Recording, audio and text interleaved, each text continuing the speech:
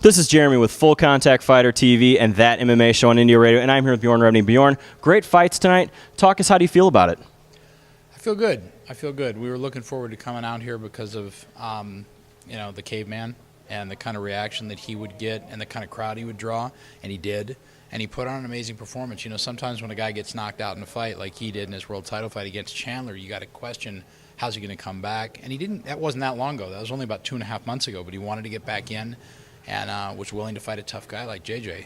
Yeah, we were very impressed with the crowd noise that Dave brought into this. I mean, how does that make you feel as the CEO to make that happen? It feels great. I mean, it's just all the pieces coming together. You get a good casino partner. You work well with them. Rickles is just such a cool character. You know what I mean? He's just such a nut. And on top of being a nut, he's an incredibly talented fighter. So you just hear it all come together. You feel that momentum, and you hear that crowd surge come out when he came out and when he performed. So it was great. It was good to see he looked good against a very, very, very tough guy. 20-4. JJ's no joke. So I thought he was great. I thought Fabricio and Patricio canceled each other out. Fabricio is a very talented fighter, and I know a lot of people weren't thrilled with the performance that were here in the arena, but sometimes when you get two Brazilians together and they're canceling each other out, their stand-up's both great, their jiu-jitsu's both incredible. You see Patricio's wrestling has improved dramatically.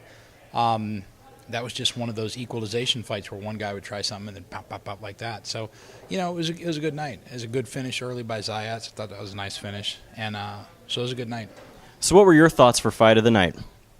Oh, Rickles would be my fight of the night, far and away. I just thought it was a great performance. He's coming back. Like I said, you've always got that hole to dig out of when you suffer a big-time knockout loss like that on a huge stage against what I think is the best lightweight in the world. And Rickles just came back, and everything looked sharp. His hands looked great. Everything about his performance looked great. His submissions were great. And his triangle, I mean, he sets up his triangles. He sets up his triangles from every conceivable angle, and he did it tonight to finish the fight and go to the body with the hands. He's a really talented fighter. So. Now, Bjorn, let's talk a little bit about the Ben Askren situation that you say that he could be released if he gets an immediate title shot for the UFC. Talk us through a little bit about that. Well, we all know what Ben is. You know what I mean? I mean, there's no hiding the ball on what Ben is. Ben is an incredibly talented fighter who's ranked by most people in the top 5 or 6 in the world. And he is undeniably one-dimensional. But no one has been able to equalize or counteract that one dimension because he's so good at it. And he's beaten some incredibly talented fighters here at this organization. So, I watch our competitor, and I watch our events, and that's part and parcel of being the CEO of a company like this, and I've consistently heard them say the greatest fighters in the world fight there. Michael Chandler fights here. He's the best lightweight in MMA. He beats anyone on earth. And Pat Curran fights here, and I don't know if he's the best featherweight in the world, but I sure know that if everybody in the world started fighting at 145 pounds, Jose Aldo and Pat Curran would be the last 2 guys standing. Dantas is a freak. Askren is a freak who's universally regarded as top 6 or 7 in the world right now, and some people have busted him into the top 5. So if you're going to make that statement, which is untrue, you've got to be willing to pick up the phone when a fighter becomes available who is in fact ranked in the top 10 by everyone in the world and call him. And I heard their retort or excuse, which was, we don't want to get into a situation with their matching rights. Well, if that's the issue, give him a world title fight. He's surely deserving of it in our organization. He's our champ and in theirs. And I'll waive the matching rights. I'll just simply walk away. And you can sign any deal you want with Ben Askren. You can pay him whatever you want, cut any deal structure you want, and I'll have no right to match. But don't try to rely on a crutch of saying that the matching rights are prohibiting you from making an offer to one of the greatest welterweights in all of MMA.